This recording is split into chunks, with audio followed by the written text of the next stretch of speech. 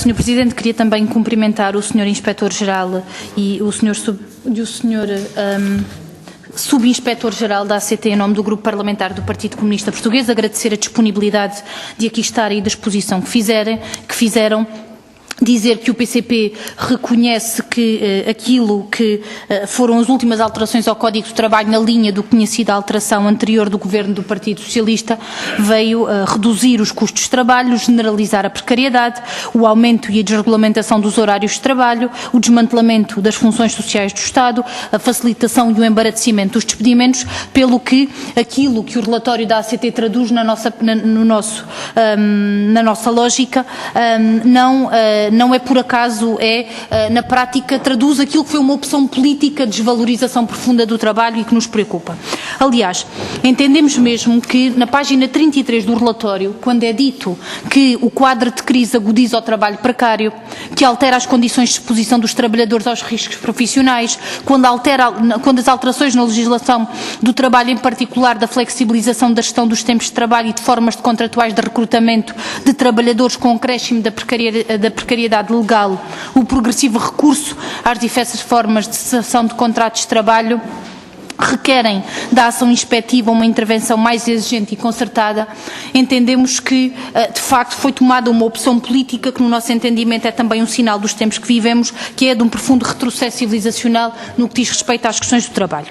Dizer também o seguinte: o PCP considera que, e temos vindo a dizê-lo, ainda da última vez que tivemos a oportunidade de ouvir o Sr. Inspetor-Geral aqui na Subcomissão de Igualdade, que o PCP entende que a prioridade da ACT deve ser inspectiva e punitiva no cerne da sua atuação e, portanto, entendemos que naturalmente que o papel da prevenção e da sensibilização também deve ser uma competência importante, mas que a prioridade devia ser inspectiva e punitiva, mas que tal exigiria naturalmente uma outra opção política, designadamente do reforço dos meios materiais e humanos da ACT.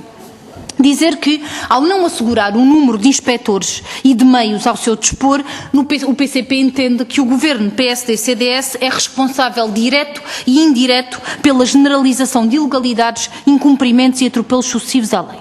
O Sr. Inspetor do Trabalho disse-nos aqui que, neste momento, estarão no terreno cerca de 329 inspectores, que até final de 2014, com as aposentações que estão previstas, ficarão cerca de 290, 295. De acordo com os rácios da OIT, seriam necessários no nosso país 1000 inspectores de trabalho. E, portanto, faltariam cerca de 700. E, portanto, a questão que eu gostaria de colocar ao Sr. Inspetor é se entende ou não que esta opção deliberada de não assegurar os meios humanos, designadamente inspectivos e inspectores à ACT, condiciona a fiscalização. Aliás, eu recordo-me perfeitamente aquilo que foi a afirmação aqui do Sr. Inspetor-Geral relativamente àquilo que chamou cultura da casa e de que as entradas a conta-gotas, passa a expressão, para substituir algumas aposentações, tornavam difícil a transmissão do saber e da experiência que muitos inspectores mais velhos levavam consigo quando das suas aposentações e que obrigavam à formação dos técnicos. Isto para dizer que o PSD e o CDS bem podem dizer que se fez menos com mais. A verdade é que não se faz menos com mais, efetivamente, quando o relatório reconhece que num contexto de crise as situações são mais graves, quando nós sabemos todos os dias que há atropelos à lei e quando o relatório diz, e eu aconselho o PSD e o CDS, porque nós podemos sempre aprender uns com os outros, e pelo menos a perspectiva do PCP é essa, e então aconselho o PSD e o CDS a fazer uma leitura comparada dos vários relatórios, porque se o PSD e o CDS fizerem uma leitura comparada dos vários relatórios, vê que o número de visitas inspectivas da ACT desde 2009 a 2013 diminuiu quase para metade. E isto não há de ser por acaso. Também há de ver que as sucessivas alterações do Orçamento de Estado para a Autoridade para as Condições de Trabalho têm tido implicações do ponto de vista da garantia das condições mínimas de funcionamento.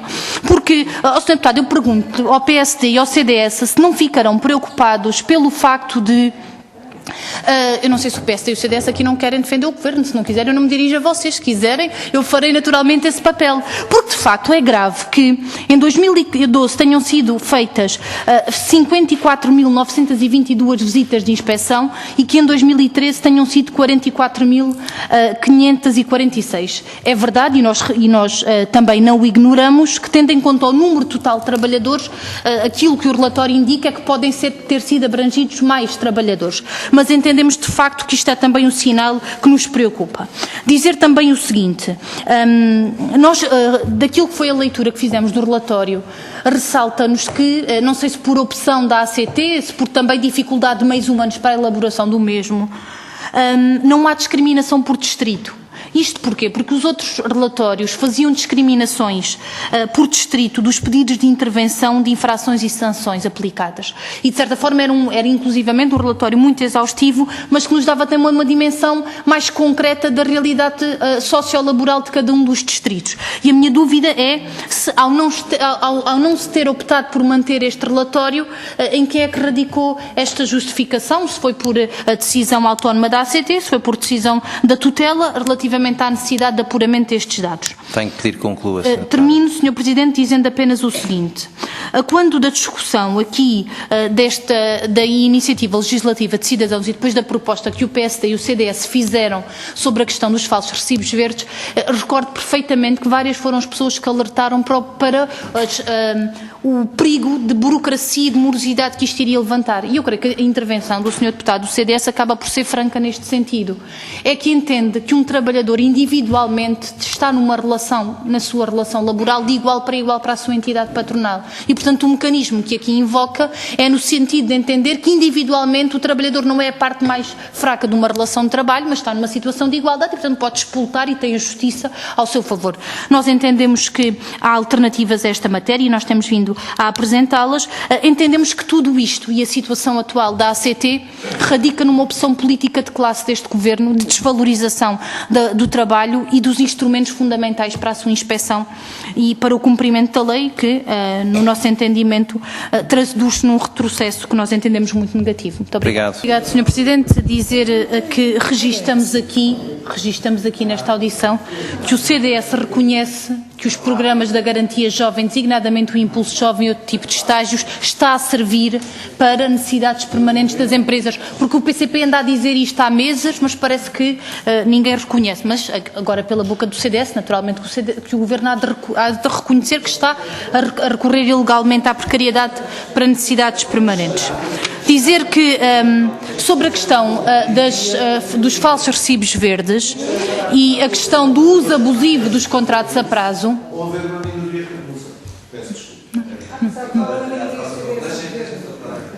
Dizer que sobre a questão do uso abusivo dos contratos a termo certo e dos falsos recibos verdes, o PCP tem apresentado propostas alternativas àquelas que estão hoje na lei, designadamente a inversão do ónus da prova, de caber à entidade patronal dizer que aquele não é um trabalhador por conta de outra. E, portanto, esta foi a proposta que foi discutida e que foi rejeitada com os votos, creio que do PS, do PSD e do CDS, mas que continuaremos a intervir. Também dizer que sobre isto, o PCP apresentou uma proposta que foi discutida recentemente, que era a criação de um Plano Nacional de Combate à Precariedade na Administração Pública, que permitia exatamente reconhecer onde é que os contratos de emprego e inserção, onde é que os estágios, onde é que as formações em contexto de trabalho estavam a suprir necessidades permanentes, que também PS, PSD e CDS. Nós também não esperamos tudo do CDS. Reconhecem e registram uma coisa, daí a aprovar propostas para alterar a situação, também não fazemos grande fé nisso. Dizer outra coisa, sobre a questão da lei orgânica, foi uma preocupação que retivemos e eu posso não ter percebido bem, mas queria perguntar ao Sr. Inspetor se significa que a publicação da lei orgânica da ACT pode vir a resultar na transformação de 32 centros em 18 apenas, com os impedimentos que isto pode ter no acesso a estes serviços, porque 32 para 18 estamos a falar quase de metade, e, portanto, de tornar ainda mais difícil o acesso dos trabalhadores à ACT e a este tipo de serviços, porque ao ser assim, de facto, é gravíssimo que isto aconteça. Dizer também outra coisa. Nós entendemos que o Sr. Inspetor-Geral nem foi aqui muito exigente. O Sr. Ministro da Tutela há de reconhecer que o Sr. Inspetor-Geral até foi minimamente razoável. Disse aqui que 60, 80 no mínimo já seria interessante e, portanto, nem sequer está aqui a dizer outra coisa que seria provavelmente uma proposta do PCP, porque entendíamos que isso é que obrigava ao cumprimento da lei e da Constituição. Por isso entendemos, eu estou a dizer que provavelmente se fosse o PCP exigir o reforço do número de inspectores, iríamos muito mais para além disso, designadamente porque o Estado português está obrigado a instrumentos internacionais da OIT que obrigam a esse cumprimento e, portanto, não é de qualquer irresponsabilidade, é só de fazer cumprir às responsabilidades do Estado aquilo que são obrigações ratificadas internacionalmente. E, portanto, só dizer isso. Mas esperemos que, pelo menos isso, tenha acolhimento junto da tutela. E dizer também o seguinte, nós entendemos que fica hoje mais claro que aquele chavão, passa a expressão, da flexibilidade das relações laborais, na prática, a única coisa que significa é a desproteção da parte mais fraca da relação de trabalho e do agravamento da exploração. E por isso entendemos que nenhuma alteração ao Código deve ser feita com este argumento, porque isto torna cada vez mais clara a realidade concreta de que na prática estamos a caminhar no sentido da desproteção. Dizer apenas também o seguinte, nós tivemos conhecimento, e termino mesmo, Sr. Presidente, nós tivemos conhecimento recentemente através da Presidente da CIT aqui nesta Casa, de que estaria hoje em curso por parte de uma grande superfície, uma coisa nova que era a presida a providências cautelares a pareceres vinculativos da CIT, designadamente no que diz respeito à autorização da alteração do horário de trabalho. Isto aconteceu numa grande superfície que, perante um parecer da CIT, que foi vinculativo no sentido de poder haver alteração do horário de trabalho tendo em conta a articulação da vida familiar e profissional, aquela grande superfície invoca e aplica uma providência cautelar. E, portanto, a questão, mesmo para terminar, que queria aproveitar para lhe colocar, era de perceber se têm conhecimento, se neste conjunto de desobediências que foram registadas no relatório, se a maior parte são de pequenas e médias empresas ou, pelo contrário, são de grandes empresas, designadamente algumas áreas da grande distribuição, porque isto também torna mais clara a questão de classe que está subjacente a este processo de relações laborais. Muito obrigado.